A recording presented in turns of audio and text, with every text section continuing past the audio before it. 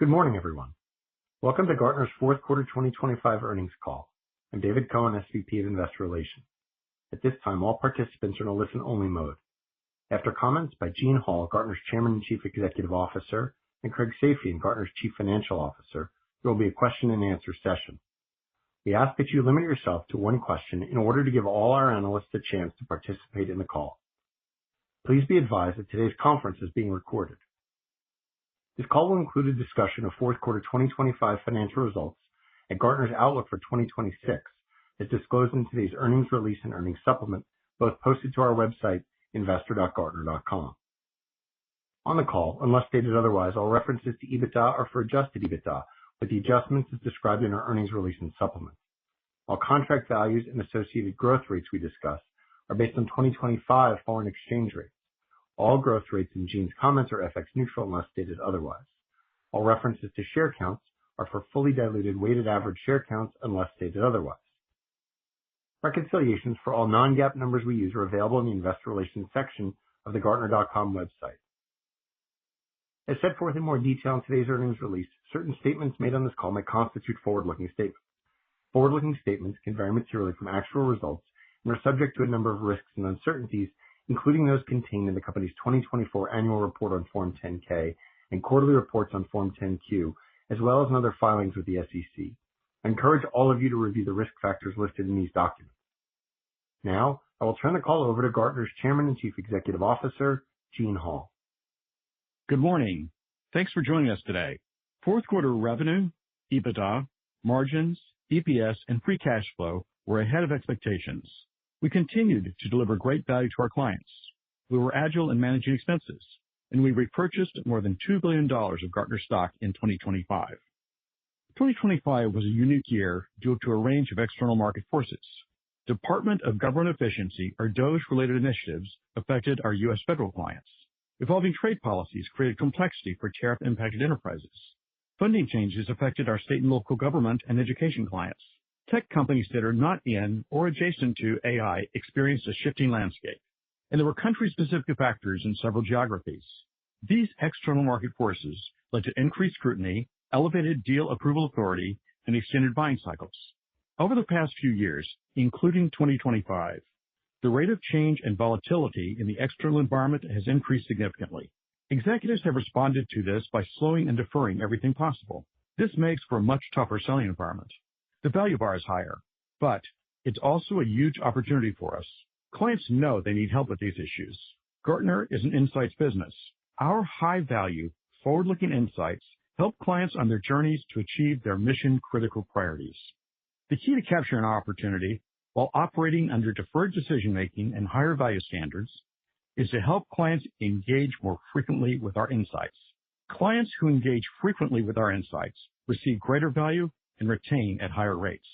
This was true in 2025 and every year prior, and it's still true today. Client engagement increased modestly throughout 2025, but in today's world, client engagement levels need to be even higher. Because the rate of change is faster than ever, driving incremental improvements on our standard practices wasn't enough. To achieve step change improvements, we needed to rethink many of our processes and practices. So we've been driving transformation across business and technology insights. We covered some aspects of this transformation on previous earnings calls. Today, I'll share a comprehensive view of what we're doing. We're transforming business and technology insights along 4 dimensions: impact, volume, timeliness, and user experience. Beginning with impact. Our insights provide tremendous value to clients today, and we know we can get even better. Our objective is to ensure our insights are always on the topics our clients care about most right now. The biggest example today is AI. AI is transforming the world. It's our highest demand topic. During 2025, we expanded our AI insights. We have more than 6,000 AI-related documents in our library. We've documented more than 1,000 unique use cases. In 2025, we conducted more than 200,000 in-depth client conversations on AI, and we answered more than 500,000 AI-related questions through Ask Gartner. Based on our analytical measures, the impact of our insights is improving at a rapid pace. By increasing the impact of our insights, we can ensure our clients get even more value on the topics they care most about at any given time.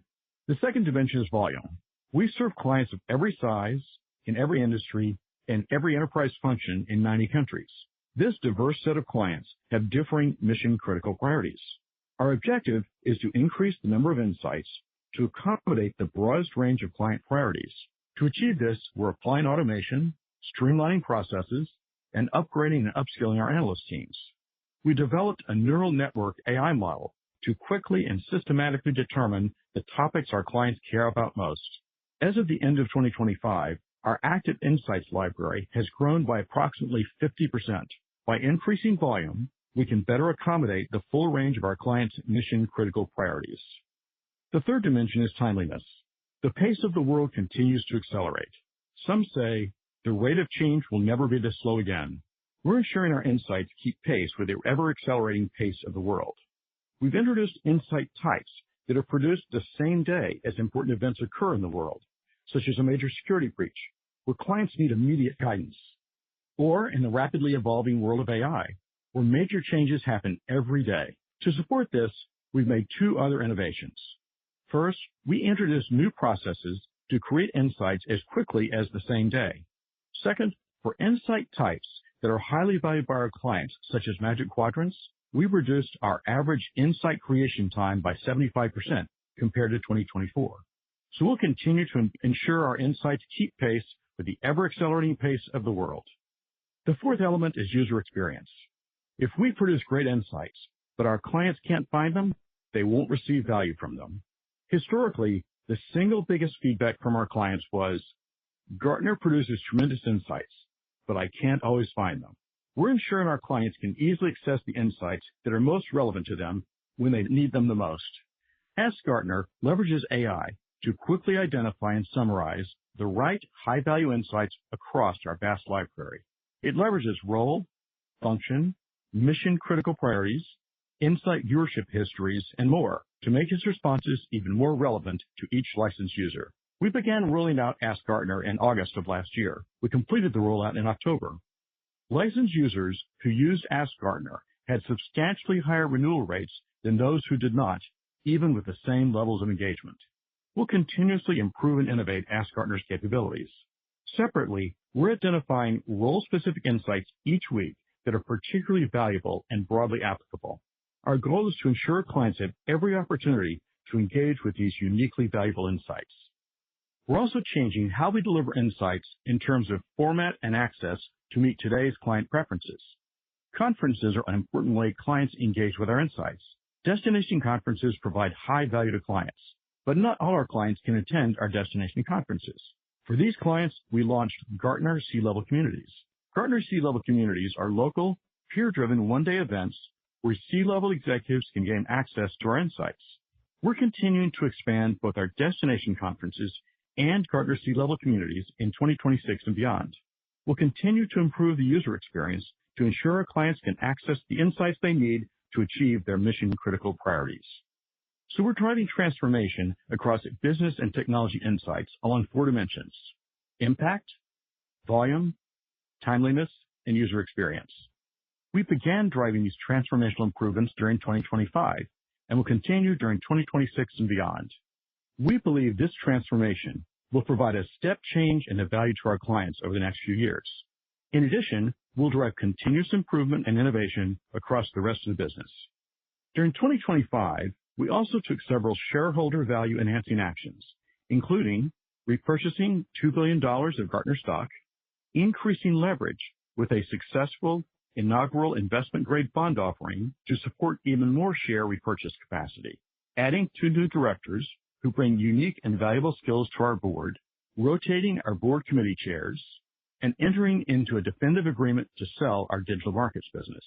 In summary, the world is changing more than ever before. This represents a huge opportunity for us. Gartner is an insights business that guides the leaders who shape the world. The key to capturing our opportunity while operating under a challenging selling environment is to help clients engage more frequently with our insights. In 2025, we began transforming business and technology insights along 4 dimensions: impact, volume, timeliness, and user experience. These transformations will allow us to thrive in a world with greater change and uncertainty than ever. We expect to see the impact over the next few years, and we continue to keep you updated on our progress. With our unparalleled value proposition, continued transformation in business and technology insights, and responsible reinvestment in our business, contract value will accelerate. As contract value accelerates, our P&L and free cash flow conversion will follow. We will continue to create value for our shareholders by generating free cash flow in excess of net income and returning capital to our share repurchase program. With that, I'll hand the call over to our Chief Financial Officer, Craig Safian. Thank you, Gene, and good morning. Today, I'm going to walk you through fourth quarter and full year 2025 results, and I will introduce our 2026 guidance. Financial results in the fourth quarter were better than expected. For the full year, revenue increased from 2024, and EBITDA margins finished well ahead of our initial guidance from last February. Our return on invested capital continues to be above 20%, highlighting the strength of our business model and our ongoing ability to create long-term value. We increased leverage with a successful bond offering, our first as an investment-grade rated credit. We generated significant free cash flow and bought back about $2 billion of stock. And last week, we entered into a definitive agreement to sell the digital markets business, which allows us to focus even more on delivering insights to help our clients address their mission-critical priorities. Fourth quarter revenue was $1.8 billion, up 2% year-over-year as reported and unchanged FX neutral. For the full year, revenue was $6.5 billion, up 4% as reported and 3% FX neutral. Fourth quarter contract value, or CV, grew 1% year-over-year. Outside the U.S. federal government, CV grew 4%. In the quarter, total contribution margin was 67%, up 85 basis points from last year. EBITDA was $436 million, up 5% as reported and 1% FX neutral. Adjusted EPS was $3.94, and free cash flow was $271 million. For the full year, EBITDA was $1.6 billion. EBITDA margins were 24.8%, well above the initial guidance we gave at the start of the year. Adjusted EPS was $13.17. Free cash flow was $1.2 billion, and ROIC was strong at around 24%.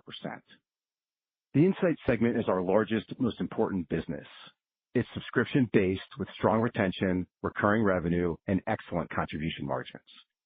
We get paid up front, which allows us to generate strong free cash flow well in excess of net income. Insights revenue in the quarter grew 3% year-over-year as reported and 1% FX neutral. Fourth quarter Insights contribution margin was 77%, up 59 basis points versus last year. Full year Insights revenue increased 5% as reported and 4% FX neutral. For 2025, Insights contribution margin was 77%, up 14 basis points from 2024. Contract value was $5.2 billion at the end of the fourth quarter, up 1% versus the prior year. Outside the U.S. federal government, CV growth was about 330 basis points faster at around 4%. Global NCVI in the quarter outside the U.S. federal government was positive $147 million.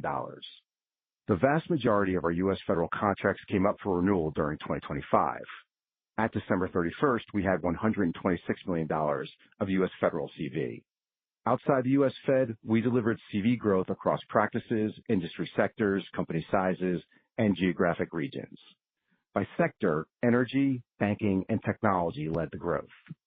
CV grew at high single-digit or mid-single-digit rates across all commercial enterprise sizes. All but 2 of our top 10 countries grew in 2025, with 1 growing double digits. And we had more than $400 million of new business in the fourth quarter. Global technology sales contract value was $3.9 billion at the end of the fourth quarter, about flat compared with the prior year. GTS CV outside the U.S. federal business grew 4% in the quarter. Tech vendor CV increased mid-single digits, with services and software growing low double-digit or high single digits. Wallet retention for GTS was 96% for the quarter. GTS new business of more than $300 million was down about 5% outside the U.S. federal government. The change in GTS quota-bearing headcount was consistent with our expectations. We managed our territory changes and investments based on a balance of expense discipline and opportunities to invest for growth. We've optimized territories with growth directed towards business developers and new logo and new business opportunities. BD productivity has remained strong, which is a foundation for our investment in adding BDs. Our regular full set of GTS metrics can be found in our earnings supplement. Global business sales contract value was $1.2 billion at the end of the fourth quarter, up 3% year over year. Outside the U.S. federal government, GBS CV grew about 200 basis points faster at around 6%. Growth was led by the sales, supply chain, and legal practices. GBS NCVI was positive $16 million in the fourth quarter. Outside the U.S. federal government, GBS NCVI was positive $21 million. Wallet retention for GBS was 99% for the quarter. Outside the U.S. federal business, wallet retention was over 100%. GBS new business of more than $100 million was down 4% compared to last year. The change in GBS quota-bearing headcount was consistent with our expectations. Similar to GTS, we managed our territory changes and investments based on a balance of expense discipline and opportunities to invest for growth. BD productivity has remained strong, which is the foundation for our investment in adding BDs. As with GTS, our regular full set of GBS metrics can be found in our earnings supplement. As we do each year at this time, we've also provided quarterly historical contract value data updated to 2026 FX rates on page 21 of the earnings supplement. As you build your 2026 models, please remember to use the updated data as the baseline for your forecasting. The U.S. dollar weakened significantly over the course of 2025, causing this adjustment to be larger than most years. We've also provided several quarters of historical data to reflect the updated financials for the digital markets divestiture on page 22 of the earnings supplement. Conferences revenue for the fourth quarter was $286 million. On a same conference basis, revenue growth was around 8% FX neutral. Contribution margin was 51%. We held 14 destination conferences in the fourth quarter as planned. Full year conferences revenue grew 11% to $645 million. FX neutral growth was 9%. Contribution margin was 50%. Q4 consulting revenue was $134 million, compared with $153 million in the year-ago period. FX was a benefit of about 300 basis points in the quarter. Consulting contribution margin was 27% in Q4. Full year consulting revenue was $552 million, compared to $559 million in the prior year. Contribution margin was 34%. Consolidated cost of services on a GAAP basis was $573 million in the quarter, or 32.7% of revenue. For the full year, cost of services was $2 billion, or 31.6% of revenue. SG&A on a GAAP basis was $798 million in the quarter, or 45.5% of revenue. For the full year, SG&A was $3 billion, or 47.2% of revenue. We continue to balance disciplined cost management while ensuring we can invest in key areas such as expert talent, AI, the customer experience, and frontline sellers. As a percentage of revenue, our costs are well below historical highs. EBITDA for the fourth quarter was $436 million, up 5% from last year's reported and 1% FX neutral. We outperformed in the fourth quarter through modest revenue upside, effective expense management, and a prudent approach to guidance. EBITDA margins were 24.9%, up about 60 basis points from last year's Q4. Full year EBITDA was $1.6 billion, up 4% as reported and 2% FX neutral. EBITDA margins were 24.8%, consistent with last year. Depreciation in the quarter was $28 million.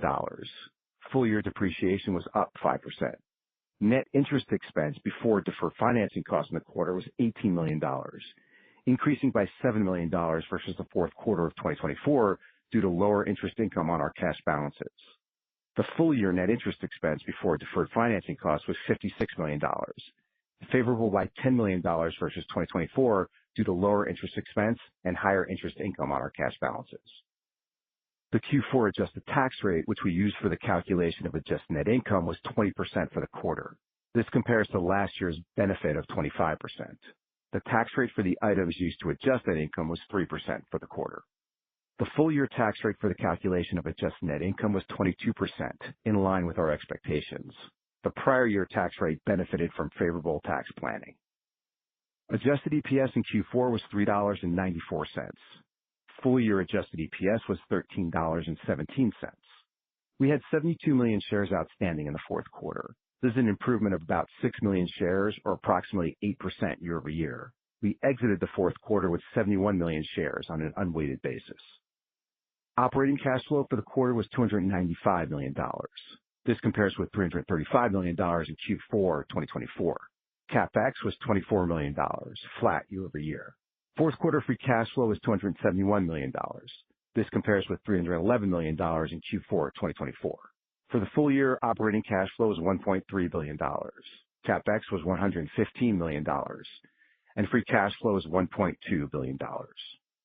Free cash flow on a rolling four-quarter basis was 161% of GAAP net income and 73% of EBITDA.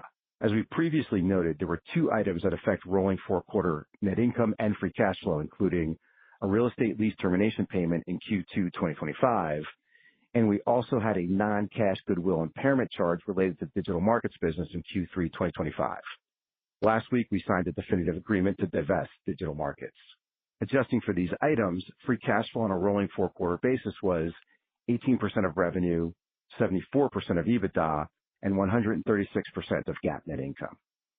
At the end of the fourth quarter, we had about $1.7 billion of cash.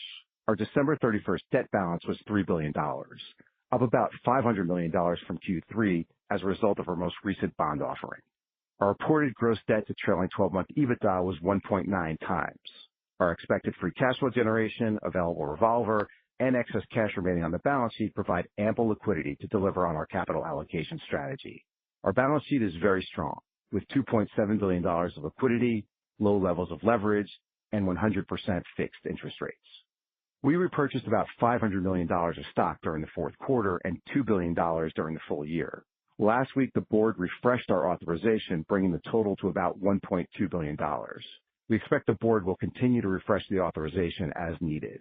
As we continue to repurchase stock, we create value for shareholders through EPS accretion and increasing returns on invested capital. Before providing the 2026 guidance details, I want to discuss our base level assumptions and planning philosophy for the year. We've not included the digital markets business in the outlook. For insights revenue, our guidance reflects Q4 2025 contract value and our CV growth rate accelerating over the course of 2026. First quarter and first half NCVI are important inputs to calendar 2026 revenue growth. We have taken a prudent view of NCVI phasing because Q1 is a seasonally important quarter for renewals. As always, we have high visibility into our insights revenue based on our ending 2025 contract value. For conferences, we are basing our guidance on the 56 in-person destination conferences we have planned for 2026. We expect similar seasonality to what we saw in 2025, with Q4 the largest quarter, followed by Q2. We expect gross margins in the second quarter to be the highest of the year for the conferences segment. We had a strong advanced bookings quarter in Q4, which provides very good visibility into 2026 revenue.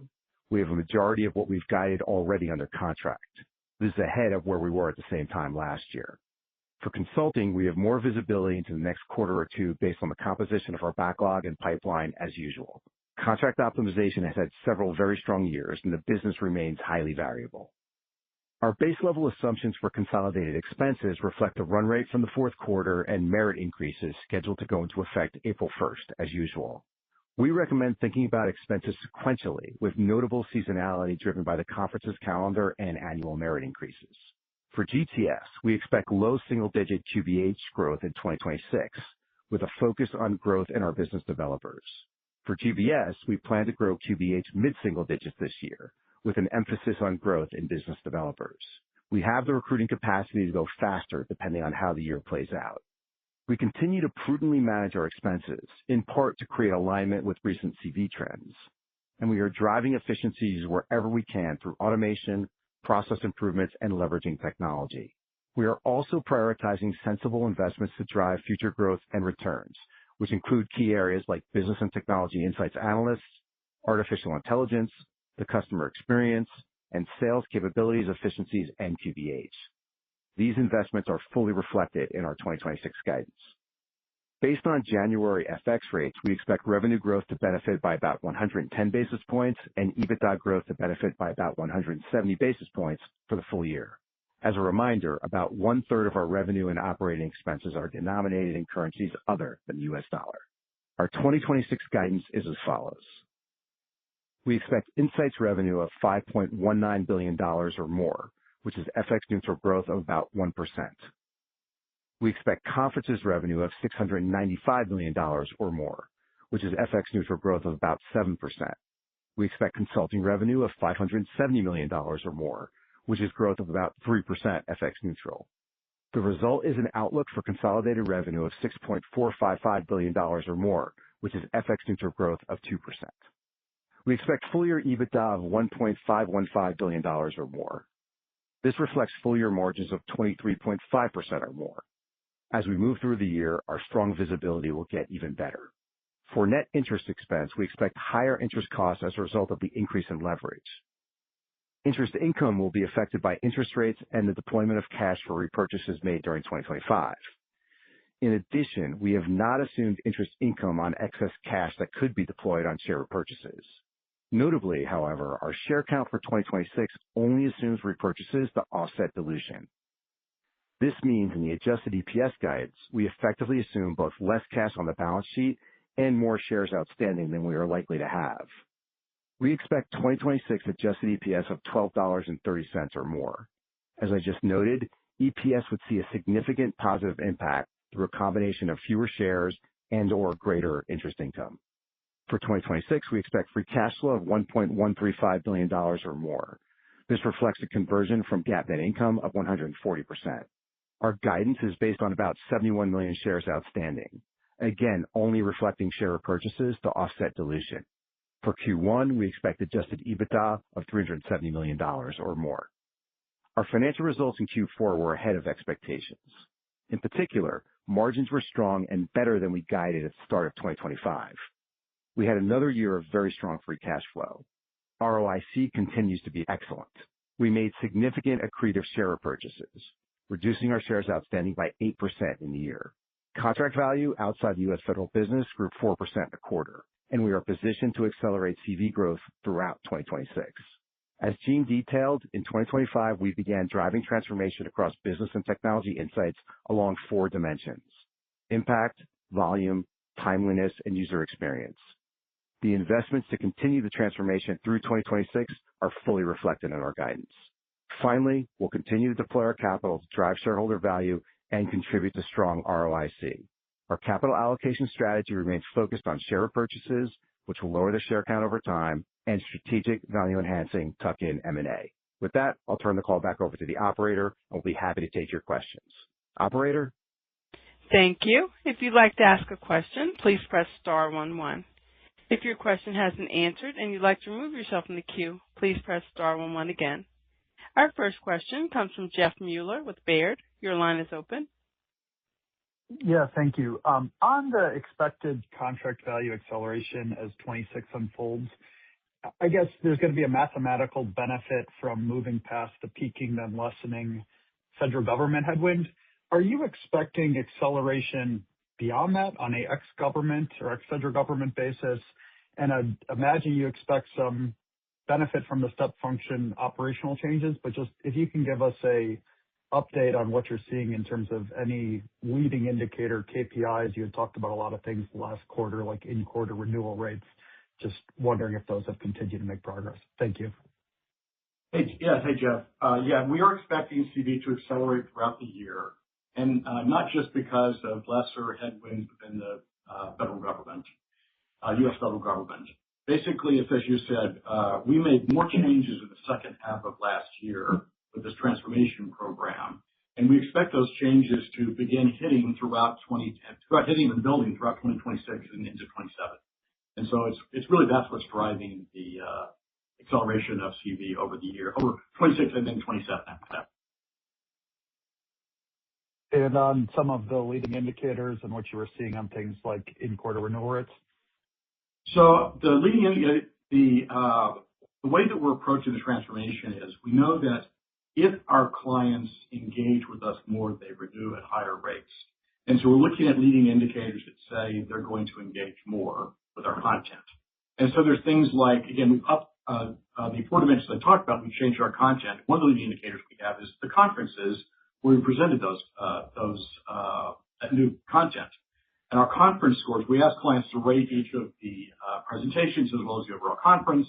And those conference scores were up significantly and more than we've ever seen in the past for the conferences that were held in the second half, and particularly in Q4 of last year, where we have a lot of conferences. And so that's kind of one of the leading indicators that we see. As I mentioned also, engagement actually has been rising. And as engagement rises, again, when engagement goes up, it doesn't affect you today. But when that client comes up for renewal over the next, depending on whether it's a single year or multi-year contract, when they come up over the next 12 or 24 months, they're much more likely to renew it. So we see, a positive impact from that as well. And so there's indicators like that are telling us that both the transformation we're making BTI in terms of driving more engagement is working, and in fact, we're seeing the beginnings of higher engagement as well. But I mentioned another one as well, which is the uptake of the impact of Ask Gartner. It lets clients get much better access to our content than they've been able to do in the past. And as I mentioned, we only rolled it out to all of our clients in October of last year, so the clients didn't have that much chance to use it. But for those clients that used it and then renewed last year, their renewal rates were actually significantly higher. I think it's a combination of both better access and also these transformation changes that we talked about earlier.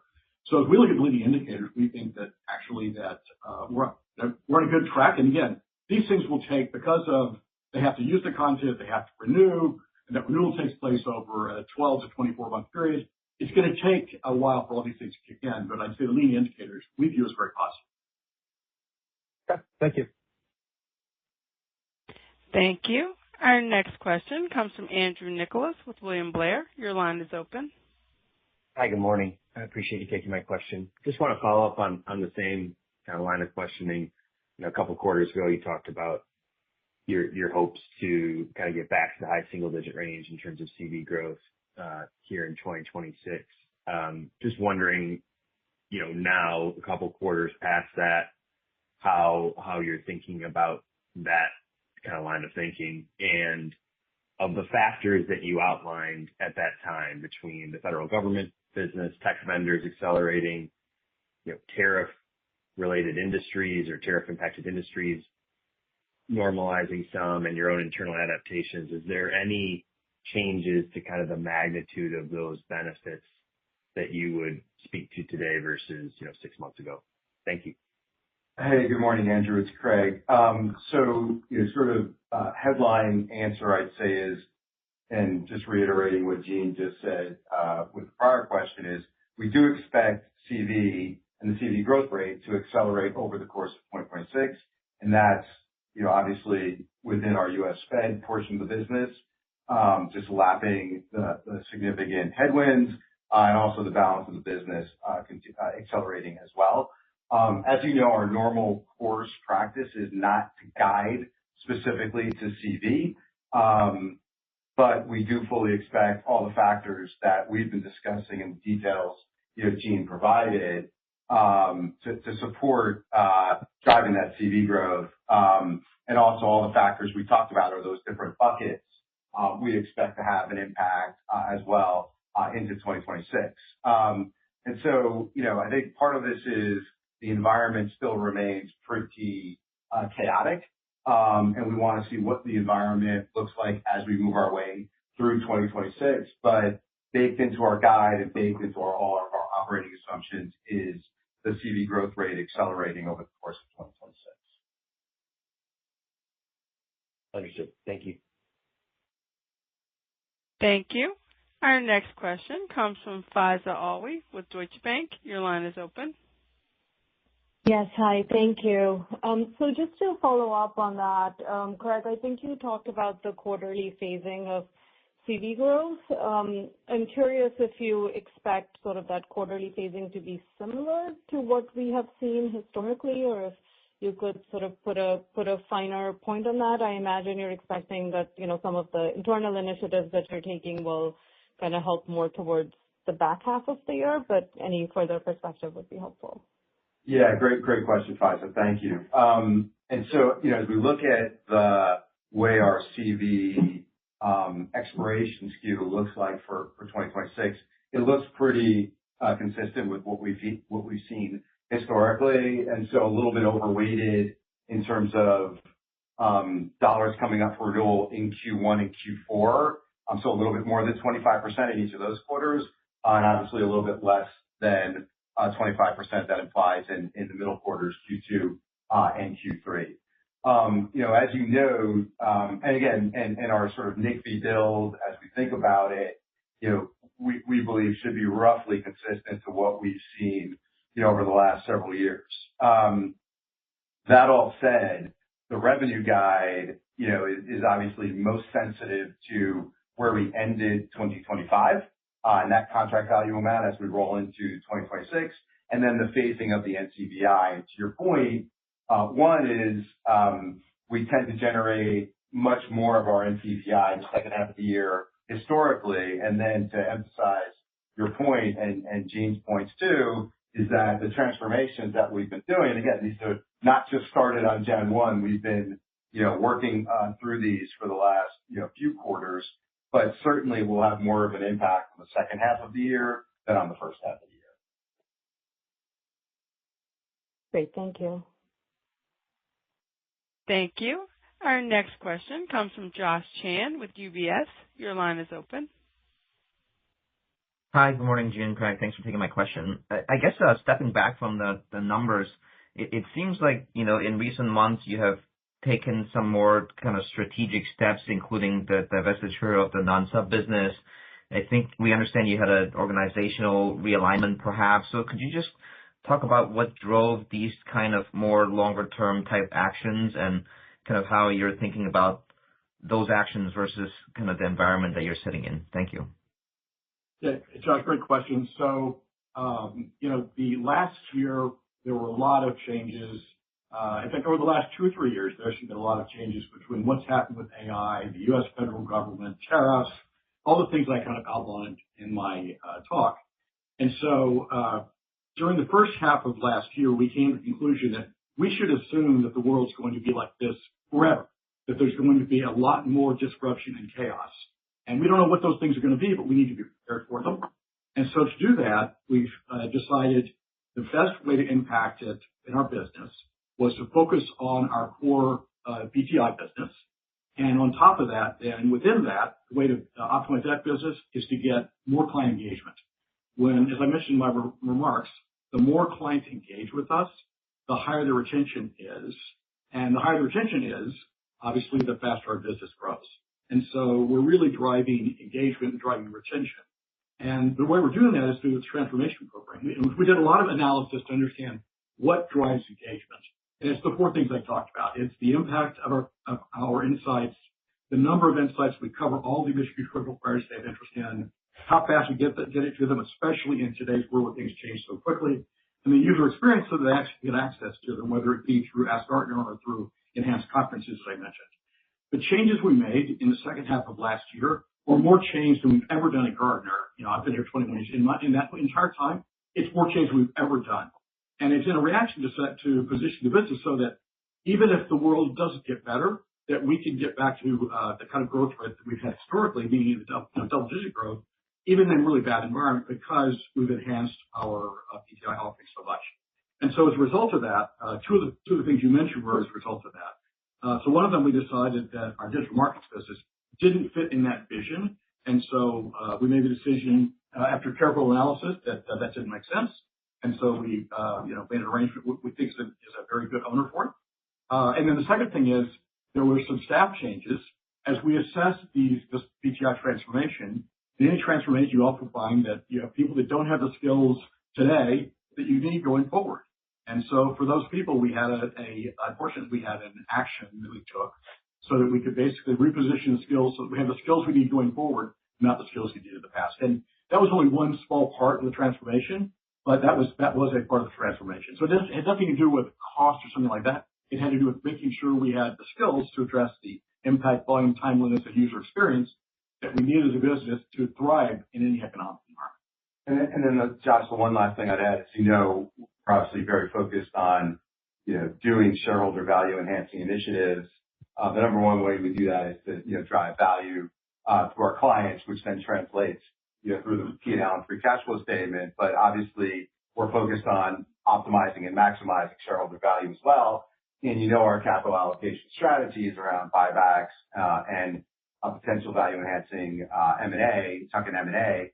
And so on the buybacks, as you saw and noted, about $2 billion worth of shares were purchased over the course of 2025, taking advantage of the debt markets and transforming, if you will, our balance sheet so that we have a little bit more leverage and more capacity to deploy our capital on behalf of our shareholders. And then we do typically talk about M&A, but divestitures can be ways to drive shareholder value as well. And as Gene outlined, I think, we came to through deep analysis, through the recognition that digital markets was not a core part of the business. And so, we look to drive value, sell it to a more natural owner. And then from a shareholder value perspective, that allows us to use those proceeds, but also to focus on the core, which is really driving, value out of the PTI business, or the insights business, I should say. Great. Thank you both for the color.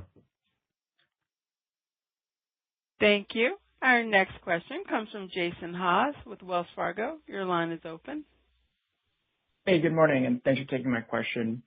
I'm curious, as part of some of the internal improvements you're making, are there any changes to try to institutionalize some of the process that your analysts go through to collect proprietary insights from your customers? Because our understanding is, there's a treasure trove of data that your analysts are collecting, and I'm curious how much of that is coming through just sort of informal questioning, or is there really a process around that to drive the collection of those insights? Thank you. Hey, Jason, it's a great question, and that is actually a core part of the BTI transformation as well.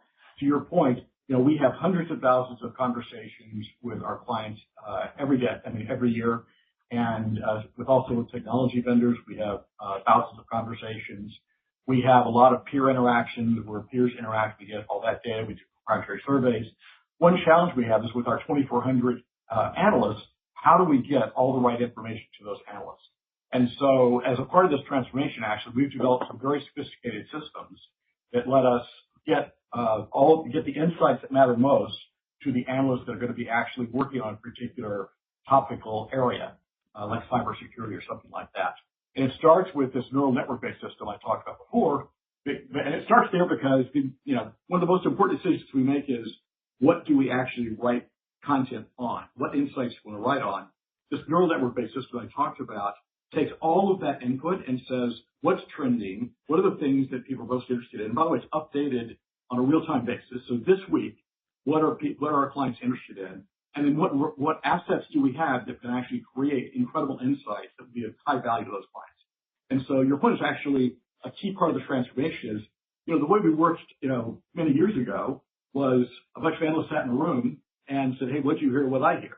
Now, with thousands of analysts and hundreds of thousands of conversations, we can't work that way. And so we've leveraged technology, including AI, so that we can actually both write on the right topics by using this neural network model, and then get all the right assets that will help those analysts write really insightful research into the hands of the right people. And so it's a core part of it.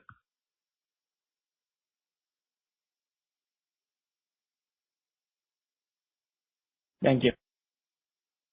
Thank you. Our next question comes from Toni Kaplan with Morgan Stanley. Your line is open. Thanks so much.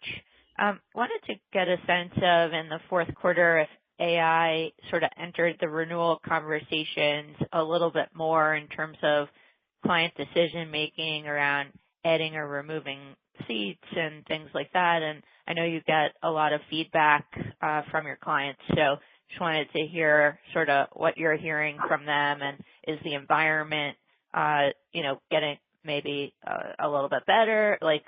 Just wanted to get a sense of sort of the client environment and feedback. Thanks. Yeah, Tony. The single biggest issue we are helping our clients with is AI across every function. So our clients clearly understand AI. They know they have challenges with it. And again, it's our single highest demand item. And as I've talked about in the past, with our salespeople, we ask each salesperson to document any concerns clients have. And one of the specific ones we ask them to document is if a client brings up that AI might be a substitute. And in addition to that, we have a help desk. And so any salesperson that basically says, hey, a client said, I'm thinking about using AI instead of Gartner, we try to document, we train salespeople. And by the way, they use this system, right? Because it also tracks competitive threats and things like that. And so it is regularly used. To put it in perspective, probably half our salespeople use it in any given year. And so they're familiar with it, and we train them on it. And we have this help desk in case somebody has an AI question. And the help desk is like the Maytag repairman, which is to say that, that has not been, we have a lot of challenges with clients in terms of their own internal budgets that these guys we talked about. But one that we do not hear frequently is that they're thinking about using AI in some way to substitute for Gartner. And again, to your point, I think, our salespeople, it's not, if anything, Q4 is less of an issue or less of concern than even before. But we try to track it very carefully. We try to be eyes open about it. And we don't see it as, as something that is restraining our growth, as opposed to clients that have tariffs and budget problems and the federal government, those things. Those are real problems that we have that we see every day. Do you see those problems getting better, the DOGE and tariff problems and things like that? So we're approaching it two different ways. So in terms of DOGE, as we have talked about, all of our federal government clients, U.S. federal government contracts, virtually all of them are one-year contracts. And so any client that wanted to cancel because of DOGE after Q1 will have already had the chance to cancel. And so we believe, and there's still tremendous demand. What's going on in the U.S. federal government is we provide valuable services. The clients that are actually using our services, like chief information officers, et cetera, highly want to use our services. They have tight budgets. They're getting direction from above. And so in some cases, they've canceled our contracts, which is why we've had terrible renewal rates. We believe that the ones that are going to cancel will have gone through it once we get through Q1, and that going forward, it'll be more to a normal environment with the U.S. federal government, where we have to show our value, but we provide a lot of value. We have a lot of clients that want to buy from us. And so that's kind of how we're expecting there. Outside of the federal government, the tariff industry, it gets down to the BTI transformation I talked about earlier, where, we made, as I mentioned, we made more changes the second half of last year than ever before. And the whole idea is we need to increase value to our clients. We're going to do that by increasing engagement. The more they engage, the higher value they get, the more they renew. And we know if we get even engagement rates up, even modestly, it has a material impact on renewal rates and then our growth rate. And so the federal government, we're going to hopefully get through all the contracts with people that are going to cancel. And again, for everyone else, and in fact, the federal government going forward, we're increasing the value that we provide to our clients at a much higher rate through what I talked about, impact, volume, timeliness, and user experience. Thank you. Thank you. Our next question comes from Surinder Thind with Jefferies. Your line is open. Thank you. Gene, could you maybe talk about, your willingness to kind of maintain the medium-term guidance here? It seems like we've had a number of challenging years where there's always something that disrupts your ability to hit that medium-term guidance. And given the pace of change, what gives you confidence that you can achieve medium-term guidance? It just seems like, disruption is in the air at this point. Just broadly speaking, beyond the current narrative here. Yeah, as I mentioned earlier, we're taking the view that the world is always going to be more challenging than it was prior to a couple of years ago. And so because of that, we needed to really up the value we provide to clients a lot. And so we have a program to do it. As I mentioned earlier in the call, actually the early indicators are good. It's going to take time because, again, clients, we have to make the changes I talked about. Clients then have to use them. Then that contract has to come up for renewal. And so it's going to take a couple of years before we get the full benefit of the programs that we're just talking about. But I have confidence that our CV will continue to accelerate over the time period because of the changes that we're making. And Surinder, it's Craig. I think, again, we kind of go back to every way we look at it, there is still a very large addressable market that we continue to figure out ways and unlock ways to go after that addressable market. The value we provide to our clients is unparalleled and unmatched. And again, all the things Gene outlined will allow us to continue to enhance and increase that value proposition. And then if you think about the four elements that Gene mentioned, all of those things, we believe will allow us to better penetrate and hold on to that huge addressable market opportunity. And so there's really no change in our view on the market. We know the value we provide to clients. We're focused on continuing to enhance that value. And, we believe that, all those things are unchanged in terms of the opportunity for us going forward. That's helpful. And just a quick clarification here. I think, Gene, you mentioned this idea that, to realize the full benefit of the investments that you're making, it may be a few years. So is that the time frame then for kind of getting to your medium-term guidance targets? I just wanted to clarify that. So basically, as I mentioned, the way we're going to get benefits is we make the changes. And again, we made a lot of change last year. It's not going to stop. We're going to continue making changes this year in the same four areas I talked about. Then clients have to use and benefit from them. They have to actually get our insights and see the advantage to it. Then they have to come up for renewal. And so just the nature of our business, because it's the subscription-based, business, it can take a couple of years until you get the whole benefit of everything we're talking about. And just to underscore that, Surinder, I mean, the guide, as we said, implies or overtly, has contract value growth rate reacceleration over the course of 2026.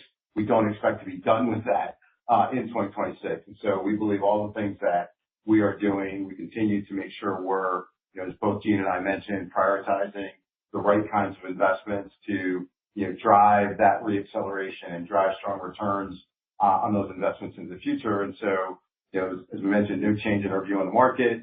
We're doing all the right things, we believe, in terms of enhancing the value that we deliver to our clients. And then with continued reacceleration, we believe we can drive lots of incremental shareholder value over the short, medium, and long term. Thank you. Thank you. Our next question comes from Manav Patnaik with Barclays. Your line is open.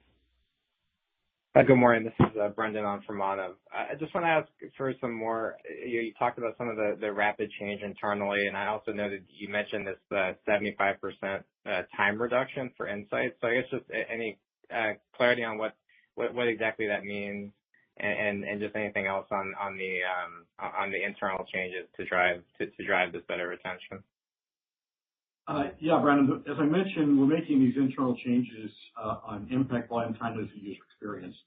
One important part of timeliness is actually how fast we can produce insights.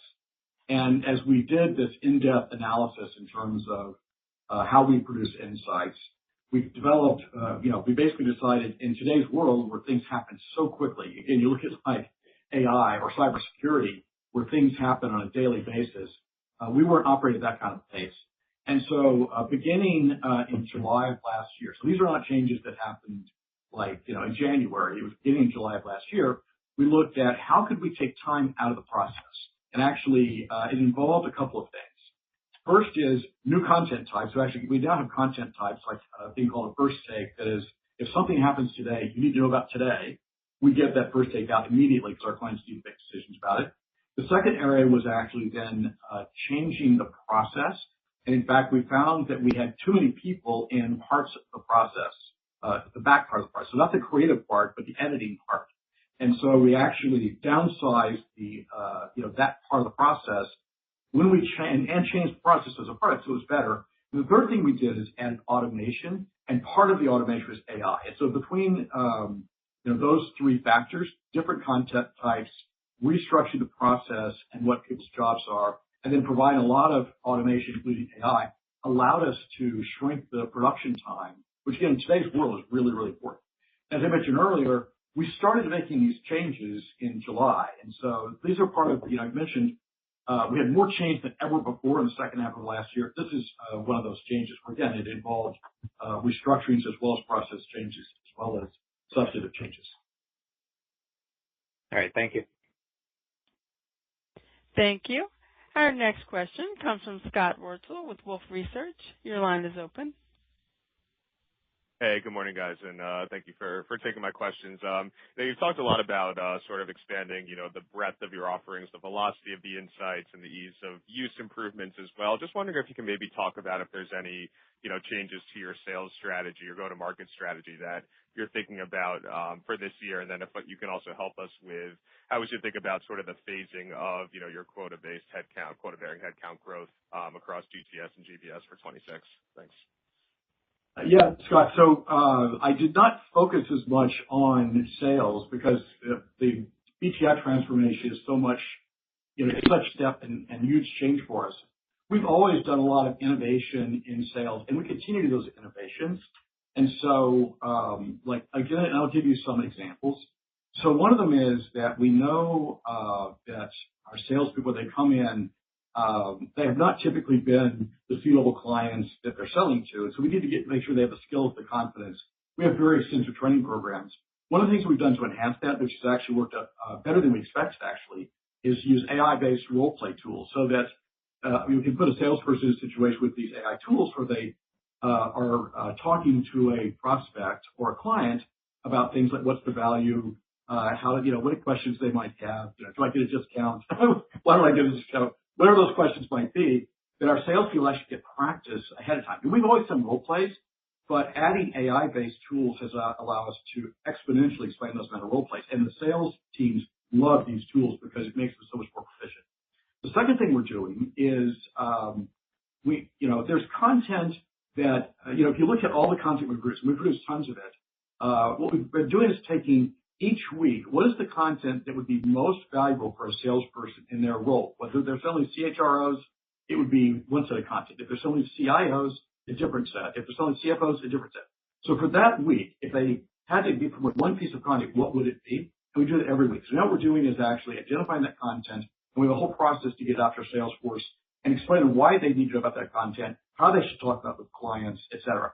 And equips them to actually be much more substantive with their clients and confident on the issues that week are the most important, which is another piece we're doing. Another piece we're doing is expanding the role of business developers. And so we have a very modest Salesforce expansion plan for 2026. One of the things that we found even last year, our business developer productivity has been actually quite strong over time. So while we had a lot of challenges last year with existing clients, actually selling to prospects, which our business developers do, was actually, they were very strong. And so because of our sales productivity strength there, that's the one place that we have added to our sales force going into 2026, which we think positions us well for both 26 and 27. This takes time for people to get to full productivity. There's a lot of other changes, but they give you a flavor for, even though I didn't talk about it a lot, we're continuing to innovate, and if anything, pick up the pace of innovation in sales and in services as well. Great, that's helpful. Thank you.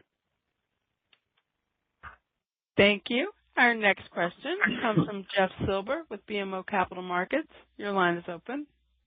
Thanks so much.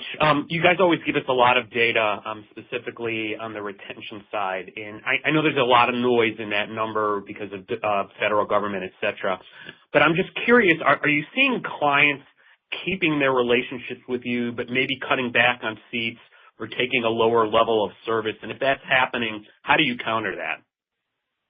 Yeah, so let me get started on it. So basically what you said is exactly right, which is we see very few clients actually outright canceling us. Of course, we lose clients because there's mergers and acquisitions, some small companies go out of business, things like that. We make mistakes sometimes. But, if we look at 24 compared to 25, most of the retention issue we had was a client who has tendency saying, well, because of budget problems, I'm going to go down to 9 seats. And that's kind of been the key retention program issue that we faced. So it hasn't been clients saying, well, I don't get value out of Gartner. It's been more, I get a lot of value out of Gartner. It's tough times. In fact, what often happens is clients have turnover. So somebody will leave a job. Let's say they retire. They may not fill that position immediately. That's the most vulnerable seats is someone leaves the job, changes companies or retires, whatever, and it happens to their budget. And they basically say, gee, I've got 10 seats. One of them, there's no one there right now because they left the company. So why don't we cut that seat out and then we'll revisit it when we get the position filled. That's the most common thing we face in today's work. And Jeff, just on the, on the metric side of it, you can see if you look at just the total global sales, client retention rates are up about 100 bips year-over-year. And so, not only are we holding on to that, we're holding on to more of them on a year-over-year basis. The challenge is all the things that Gene highlighted. And again, we believe all the things we're doing around, the insights transformation are the things that are actually going to, help change the outcome there from a retention perspective. And again, if you think about, the investment in BDs that Gene just talked about, all the things we're doing in the transformation business, continued, process automation and process improvement, all of those things are, what we believe will sort of bridge the gap and allow that contract value growth rate to accelerate in 2026.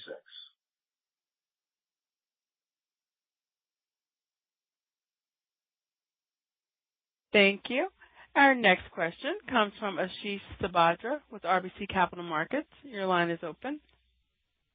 Thanks for taking my question. You mentioned the tougher selling environment. I was just wondering, based on what you've seen in Jan, any thoughts or based on the feedback that you might have received from the salespeople, how do you think about the sales environment in 26? What, in particular, if you can talk about the demand environment and the budgets, how are those shaping up?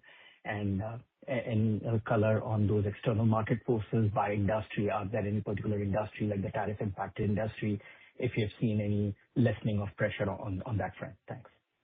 So we're certainly assuming that this year, 2026, that the selling environment is going to be no better than it's been in 2025, that there's still going to be lots of challenges. And so that's kind of our assumption. What I will say is that there are areas that are worse. So, for example, when if you're, we sell to every industry, including, for example, oil producers. And if you look from oil prices going down, they have a tougher environment than they did even last year with lower oil prices.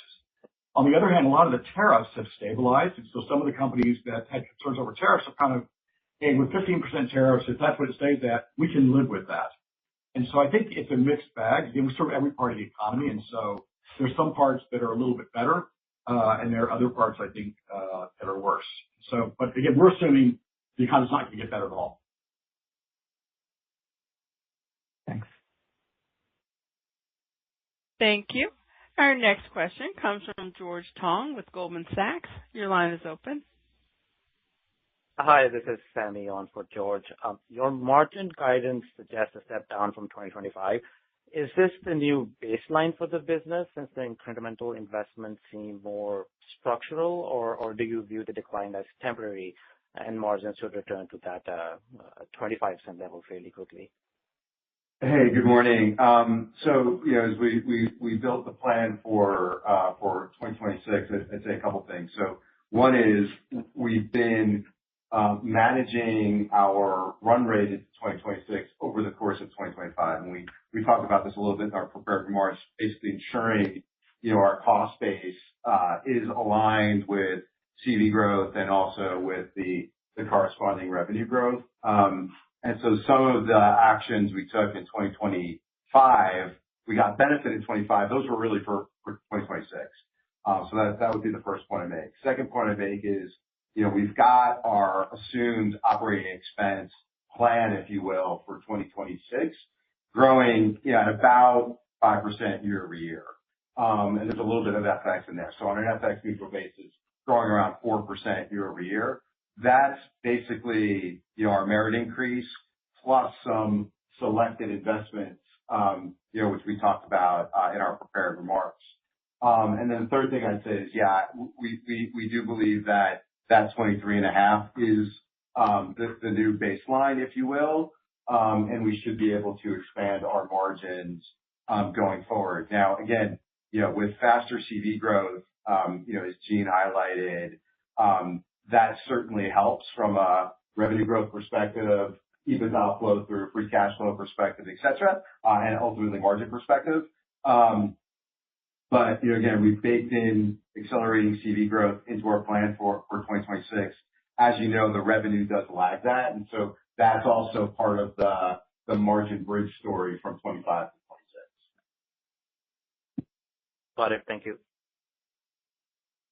Thank you. I'm showing no further questions at this time. I'd like to turn the call back over to Gene Hall for closing remarks. So here's what I'd like you to take away from today's call. Q4 financial results were ahead of expectations. Margins and free cash flow were strong. We reduced our shares outstanding by 8% in the year. In 2025, we began transforming business and technology insights along 4 dimensions: impact, volume, timeliness, and user experience. These transformations will allow us to thrive in a world with greater change and uncertainty. We expect to see the impact over the next few years, and will continue to keep you updated on our progress. Looking ahead, we're well-positioned to accelerate CV growth throughout 2026.